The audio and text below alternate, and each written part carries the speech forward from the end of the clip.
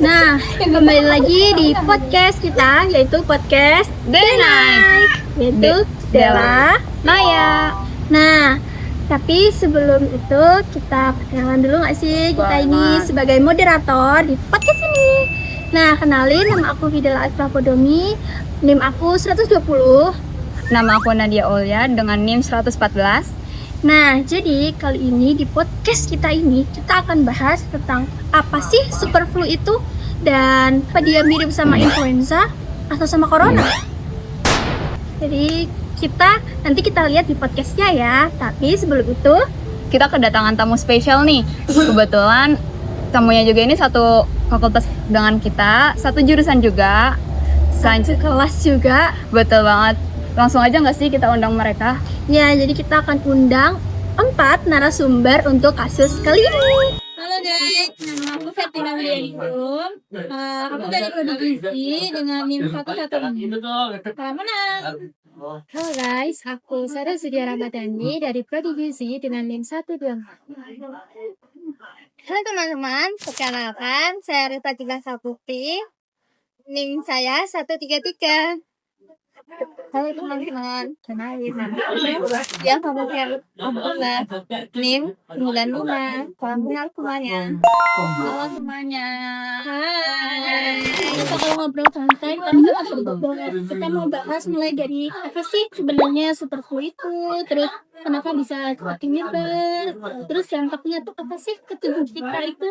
Nah, jadi buat teman-teman, kalian bisa denger ini sampai selesai membahas tentang superflu. Nah, nanti juga akan ada pemaparan dari narasumber, sudah berdasarkan dari apa yang udah mereka baca-baca juga dari siapa sih yang ngomong ya, dari internet artikel dari siapa yang udah bahas itu. Nah, untuk tanpa lama-lama mulai dari narasumber pertama. Nah, narasumber pertama akan jelasin sebenarnya apa itu superflu. Dia akan jelasin dulu superflu itu apa. Jadi sebenarnya istilah superflu sendiri itu dia itu nggak ada di dalam istilah medis. Nah, superflu sendiri itu dia itu muncul dan populer di masyarakat itu karena berdasarkan cara menyebarnya. Dia itu hampir sama kayak influenza, bedanya dia itu menyebarnya itu dengan cara lebih cepat, makanya kan berangkat ini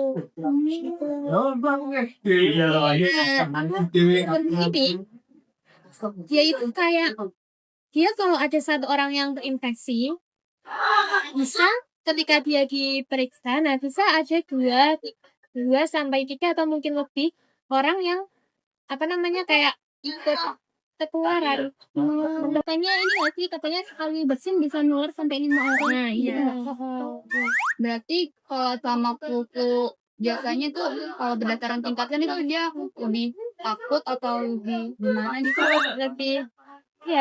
lebih tinggi lah kastanya gitu kan. Dia lebih parah gitu ya. Iya. Kalau berdasarkan penyebaran dia lebih cepat. Itu sih itu penjelasannya. Nah, kalau untuk penyebabnya nih, apa penyebab bisa terjadi superflu itu apa sih? Gitu. Penyebab superflu disebabkan oleh kombinasi faktor termasuk varian baru virus influenza A, H3N2, subclat K yang cepat menyebar dalam ketidaksesuaian vaksin flu musim ini.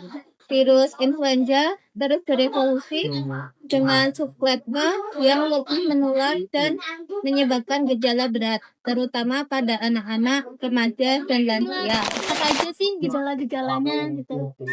Gejalanya itu kayak demam tinggi. Kan biasanya kalau demam pada umumnya itu kan 38 sampai 39 derajat Celcius. Nah, kalau si superflu ini tuh 39 sampai 41 derajat Celcius.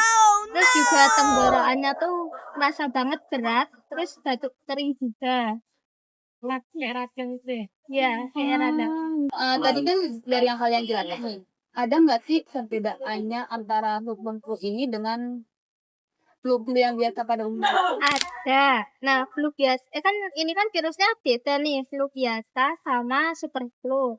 Jadi flu biasa ini tuh virusnya tuh kayak sinovirus itu kayak lebih ringan. Terus kalau super flu ini tuh H1N1 atau H3N2 virusnya. Terus juga penularannya tuh lebih cepat super flu daripada flu biasanya. Berarti kalau dilihat dari itu dia lebih cepat nularnya ya gitu. Iya, sama kalau flu biasa itu kan kita masih bisa melakukan aktivitas ringan nih.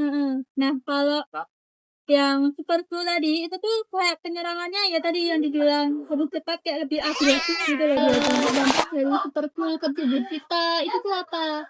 Kan banyak kan dia kayak ini kan super flu, dari namanya dia super, berarti dampaknya ke tubuh kita tuh juga super kan gitu kan. Itu apa dampaknya? Kalau yang setahu aku ya dampaknya itu bisa sampai drop. Kayak dampaknya pada kesehatan tubuh itu kita tuh bisa menyebabkan gejala kayak demam, terus batuk, pilek, sakit pinggang gitu juga. Terus kayak tenggorokan tuh kayak sakit gitu loh, nyeri gitu. Sama mungkin sakit kepala kali ya, nggak jauh beda sih sama mungkin kalau dibandingin sama yang COVID waktu corona mulai itu. Ibu juga parah ya corona sampai kita apa waktu itu lockdown. Nggak di lockdown terus diisolasi 2 tahun nggak sih? Dan gejalanya tuh jadi enggak, paling mayoritas tuh malah di anak-anak sama lansia. Ini ya rentan banget. Dia rentan banget sama yang benar-benar imunnya itu masih ya. Jadi benar-benar harus jaga imun yang ini ya, berarti yang lebih intens dari biasanya. Karena kan setahu aku juga nih tentang imun tuh penyakit tuh nggak nyerang kita waktu, tapi dia nyerang imun itu sekarang kita masih sehat nih. Dia nanti kalau kita udah mulai turun baru dia nyerang kita. Sama katanya juga tuh sebenarnya penyakit tuh udah ada di kita, cuman dia belum bisa nyerang karena imunnya masih kuat. Kekebalan tubuh kita tuh masih ini dan dia tuh juga bisa berkembang sampai apa ya, kita tuh orang tuh bakal ngerasain kayak apa ya, komplikasi gitu lah, komplikasi yang lebih serius juga, seperti kayak gangguan pernafasan gitu. Terus ini enggak sih kan karena saking apa tadi gejala-gejalanya sama dampaknya kan yang kayak terlalu riskan banget ya buat kita tuh. Nah ini tuh ada ini nggak sih apa kayak itu bisa sembuh nggak sih sebenarnya? Oh kayak mungkin kalau pencegahan dari apa ya, dari diri kita sendiri lah. Apa sih pencegahannya? Ya, nah kalau dari pencegahannya super flu ini sebenarnya cukup sederhana. Kita bisa ngelakuin dengan kegiatan kita sehari-hari, kayak sepamanya nih kita habis beraktivitas di luar rumah. Nah kita sebelum masuk rumah tuh bisa cuci tangan terlebih dahulu, karena kita kan nggak tahu ya kuman-kuman apa yang menempel di tangan-tangan kita gitu. Terus perlu disadari juga pola hidup sehat seperti makan makanan yang bergizi itu juga bisa jadi. Terus istirahat yang cukup, berolahraga, itu tuh juga bisa jadi pencegahannya yang apa ya, bisa dicegah dari diri kita sendiri gitu loh. Terus juga ternyata belum lama ini virus super flu ini tuh ada cara pencegahannya dengan cara vaksin. Ini aku mau tanya, kan tadi kata kamu itu bisa pakai vaksin ya? Iya, pencegahan. Vaksinnya tuh vaksin yang gimana? Dia tuh pakai vaksin kayak kan kalau corona tuh ada yang 3 kali vaksin, terus kalau influenza juga vaksin kan? Nah dia tuh ada tingkatan vaksinnya kayak tipe apa? Sebenarnya tuh vaksin itu kan ada 3 jenis ya dari vaksin influenza. Dari 3 itu ada 2 yang cocok dengan super flu ini. Nah, para ahli kesehatan itu menilai kalau meski dengan apa sih vaksin itu dia juga nggak sempurna, tapi setidaknya dengan apa ya, dengan kita melakukan vaksinasi itu akan mencegah penyebaran yang ada dan apa mengurangi resiko rawat inap di rumah sakit. Kalau bayangin aja kalau semua nggak ada yang vaksin terus habis itu terjangkit semua kayak corona ya benar-benar membludak banget ya. Sampai korbannya pun banyak banget, jutaan. Jadi kita ini emang benar-benar harus rutin divaksin influenza ini ya, biar nggak terjangkit juga. contoh nih, kalau kita baru kena nih, misal baru kena sama nih, itu tuh apa ya gejala yang kita dapat atau apa sih yang kita rasain kalau kita baru kena? Ya mungkin kayak batuk, pilek, kayak itu tuh bersin berkali-kali. Nah, ngomongin bersin tadi kan kita bisa menularnya tuh 3 sampai 4 atau sampai 5 bahkan ya kan. Nah, makanya dari itu kita tuh kayak kalau kita baru keluar rumah nih, kita tuh bisa pakai masker, terus kita tuh bisa menjaga jarak dari berkerumunan gitu. Dan sebaiknya menurut aku ya, kalau kita tuh baru kena, hindarin dulu deh kita tuh keluar rumah, karena kita tuh butuh istirahat yang cukup, asupan gizi yang cukup. Jadi ya benar-benar butuh tenaga yang optimal banget. Kalian tahu nggak sih awal mulanya super flu itu ada? Sebenarnya tuh sangat mirip-mirip sama corona. Jadi super flu itu juga terdeteksi awalnya itu ada di luar negeri. Mungkin sejak sekitar bulan Oktober. Itu di luar negeri, kayak di sekitar Kanada, Jepang, Amerika Serikat. Dan bahkan di Amerika Serikat sendiri itu pasiennya itu udah mencapai ribuan, hampir 20.000 sendiri teridentifikasi seperti ini. Kalau di Indonesia ini menurut Kementerian Kesehatan itu melonjaknya ada di sekitar bulan Desember kemarin, Desember 2025 itu tercatat sebanyak 62 kasus influenza yang tersebar di 8 provinsi. Seperti tertingginya itu ada di Jawa Timur, ya benar. Sama di daerah Kalimantan, Jawa Barat ya. Teman-teman sudah masuk ke Jogja. Jadi kita antisipasi guys. Iya, kita sudah masuk ke Jogja nih. Dan karena itu ya, kalau menurut aku karena itu lebih ke nggak terlihat nggak kayak kalau sakit. Jadi kayak kita lebih ke sadar diri aja nggak sih? Karena virus ya. Jadi nyerangnya dalam. Kayak kita kalau udah ngerasa itu, ya kita sadar diri lah buat kita menjaga diri kita sendiri, biar sudah nggak tersebar ke yang lain. Nah, untuk pertanyaan terakhir nih sebelum selesai podcast ini tuh tentang ini nih guys. Udah ada korban yang meninggal belum di dalam nggak ada ini udah ada korbannya atau belum? Di Bandung, iya, karena dia tuh kayaknya ada riwayat penyakit traumatik.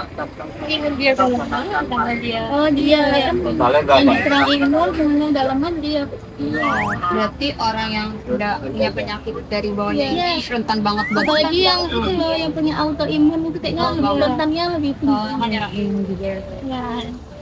Nah, ini guys, sebelum kita tutup podcast kali ini tuh nih, ada pesan-pesan nggak nih buat yang nonton? Pesan-pesannya tuh dari aku kayak kita tuh harus banget ya mungkin seminggu tuh 3 kali lah ya kita tuh kayak berolahraga, terus kita juga harus menjaga pola hidup sehat, hidup bersih. Itu tuh benar-benar ngaruh banget apalagi di genting-gentingnya super flu kayak gini ya. Apalagi tuh kalau kita ya cuman kayak rebahan, makannya aja seblak, mie, kayak fast food gitu, kayak junk food tuh gimana ya? Nutrisi kita tuh nggak akan terpenuhi gitu loh. Makanya itu benar-benar harus menjaga pola hidup sehat. Makanlah sesuai pedoman gizi seimbang. Isi piringku, nah itu isi piring. Nah, sesuaikan gitu ya teman-teman tuh. Jangan lupa juga masih jaga kebersihan diri. Kalau habis misal mau kerja, secapek apapun kan pulang kerja atau pulang kuliah nih, tetap harus bersih diri, mandi itu mandi. Paling penting tuh Benar-benar mandi. Harus bersih dari atas ke bawah ya teman-teman, karena penyakit itu kita nggak pernah tahu kita bawa apa enggak tuh dari luar. Iya tuh. Oke. Jadi harus benar-benar jaga kesehatan, jaga kebersihan, Semuanya harus jaga kita jaga. diri intinya yang Sama ini nih, misal nih kan di kota Jogja ini udah ada nih yang program flu. Nah jadi kita harus benar-benar mulai paham nih dari sekarang kayak misal kita tuh orang yang misal kita gampang capek, kita gampang kena sakit. Nah kita harus lebih kompleks ke diri sendiri. Kayak misal kalau kalian awalnya tuh suka malas-malasan, suka makan sembarangan, nah sesuai sama yang suka ini tempatnya untuk jaga kesehatan, jaga makan, dan sering olahraga. Dan tepatin itu tadi yang isi piringnya udah membantu diriku ya teman-teman. Kalian bisa lihat di pedoman ini. Kebetulan banget kan karena kakaknya anak gizi juga nih. Termasuk saya juga anak gizi nih. Ya. Oke, kan kamar gizi. Nah, teman-teman, terima kasih yang sudah menonton podcast kita. Nah, kita cukupkan ya podcast kita. Semoga ilmu yang kita kasih ini bermanfaat untuk kalian semua. Semoga kalian bisa menjaga kalian sendiri karena sepintar-pintar pun kalian lah yang akan menjaga, karena itu diri kalian sendiri, yang paham juga kalian. Nah, terima kasih teman-teman. Kita tutup podcast kali ini. Makasih juga buat kakak-kakaknya nih. Ya nih, tapi ini kakaknya yang udah kesini, udah mau jadi narasumber tadi. Nah, bye. Nah, teman-teman, dari yang udah kita bahas tadi, teman-teman bisa kan kayak pahamin, atau teman-teman bisa intinya buat jadi pembelajaran buat teman-teman semuanya. Nah, sama kesimpulannya kan tadi udah kita sampaikan ya di video yang tadi itu. Kalau apa aja sih tentang superfood itu, semuanya mulai dari awal sampai akhir. Nah, jadi kali ini teman-teman, kita akan tutup episode kali ini dari terima kasih dan minta maaf ya teman-teman kalau ada kurangnya dari aku, Fidela, Dan aku Naya. ya, terima kasih. Dadah teman-teman.